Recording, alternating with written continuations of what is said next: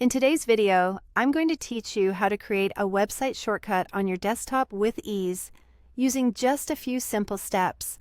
This is a great way to quickly access your favorite websites without having to type in the URL or sift through bookmarks every time you want to visit them. Whether you want to get to your favorite video platform, news site, or any other web page, I've got you covered. So let's dive right into it. First, we're going to start with finding a clear spot on your desktop. Once you've got that, simply right-click anywhere on your desktop background. You'll see a menu pop up with a variety of options. From this menu, hover over New, and another list will appear. Within this list, click on Shortcut. This option allows you to create a fast link or shortcut directly to any website you want. Once you click on Shortcut, a small window will pop up on your screen. Here, you'll need to enter the address of the website you wish to create a shortcut for. This can be any website you frequently use or want easy access to. For instance, if you want to create a shortcut for YouTube, you would type or copy-paste http as this www.youtube.com into the location box provided.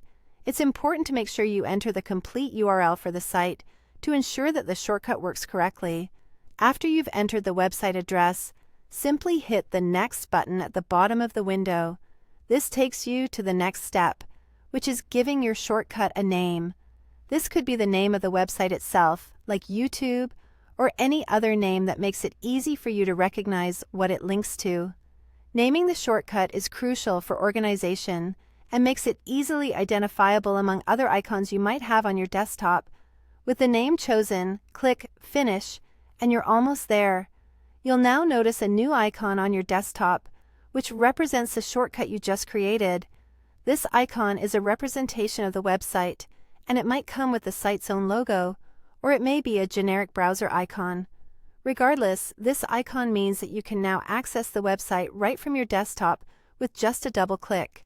Now there's one final touch to enhance your shortcut. Once the icon is on your desktop, proceed to open it. The shortcut will open in your default web browser.